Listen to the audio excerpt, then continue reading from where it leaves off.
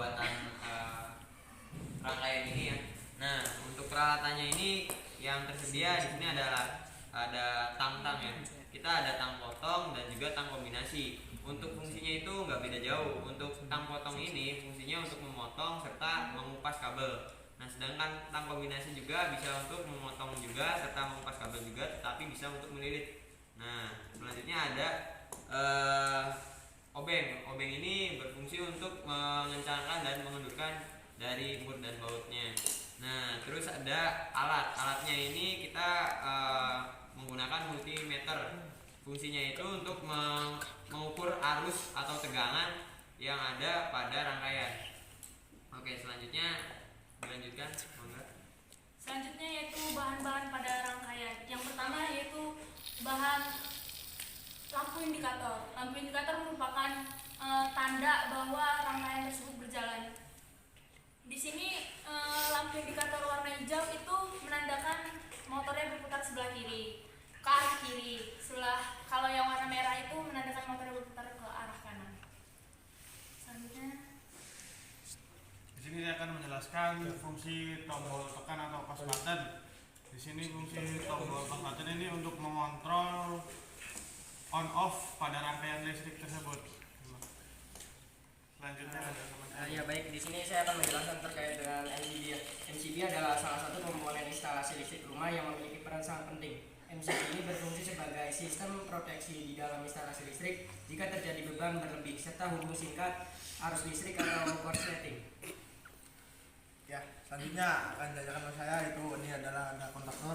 Kontaktor adalah alat elektrikal yang bekerja dengan induksi elektromagnetik pada sebuah kumparan tembaga atau koil yang dialirkan tenaga listrik sehingga menimbulkan medan magnet yang menyebabkan kontak bantu NO atau normally open akan tertutup dan kontak bantu NC normally close akan terbuka. Ada dua jenis kontaktor yaitu kontak utama digunakan untuk rangkaian daya dan kontak bantu digunakan untuk rangkaian kontrol. Selanjutnya akan dijelaskan oleh kawan saya. Ya.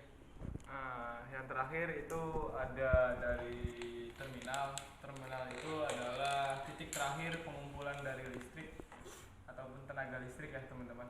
Tenaga listrik ini dikumpulkannya di dalam terminal dan fungsi terminal tersebut adalah memang sangat berfungsi sekali. Ketika tidak adanya terminal, kita tidak bisa mengalirkan listrik ke bagian-bagian yang lain. Terima kasih. Selanjutnya alat dan bahan sudah dijelaskan tadi oleh teman-teman saya, dan sebelum ke praktek atau simulasi dari rangkaian putar arah dan start stop, saya akan menjelaskan tentang prinsip kerja dari rangkaian putar arah. Nah, langsung saja, prinsip kerjanya yaitu ketika tombol start 1 ditekan, maka motor akan berputar ke arah kanan dan kontaktor yang tadi dijelaskan NO 1314 itu akan mengunci. Nah, kemudian pada rangkaian motor ke arah kanan itu ada NC dari kontaktor 2, sehingga ketika motor berputar ke arah kanan, maka tombol start 2 itu tidak berfungsi gitu. Tidak bisa berputar berlawanan seperti itu. Nah, kemudian jika ingin menyalakan motor ke arah kiri, sebaliknya ke arah kiri, maka yang harus dilakukan adalah memutuskan terlebih dahulu dengan cara menekan tombol stop. Kemudian baru menekan tombol start 2 untuk menyalakan motor ke arah kiri. Mungkin itu. Ya, setelah prinsip kerja dari rangkaian putar dijelaskan, kita akan masuk ke prakteknya ya. Pertama kita menyalakan kabel dari 3 pasangnya dulu, lalu kita akan menyalakan daripada NCD-nya. Lalu kita mulai menyalakan rangkaian motornya. Nah, ini merah, indikator menyala, rangkaian menyala ke arah berputar ke arah kanan seperti itu. Lalu untuk menyalakan putar arah sebaliknya ke arah kiri, kita menonaktifkan terlebih dahulu. menekan tombol push button merah, lalu kita menekan tombol hijau lagi dan indikator hijau menyala.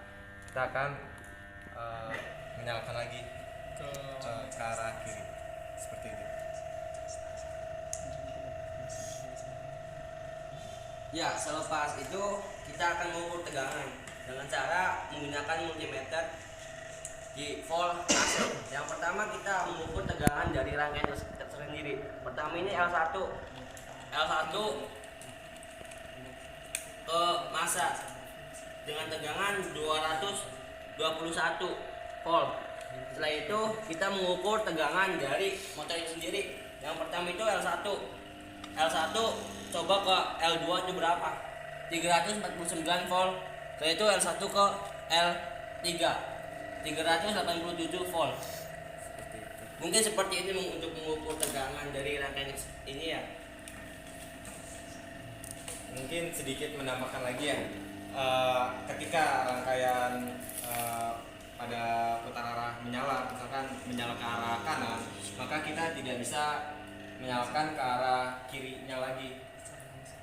Tuh merah, jadi dia tidak bisa menyala. Jadi salah satu itu harus dimatikan terlebih dahulu, lalu dinyalakan lagi seperti itu. Mungkin itu saja sih. Oke. Ya, lalu kita kembali ke kesimpulan. Oke, baik.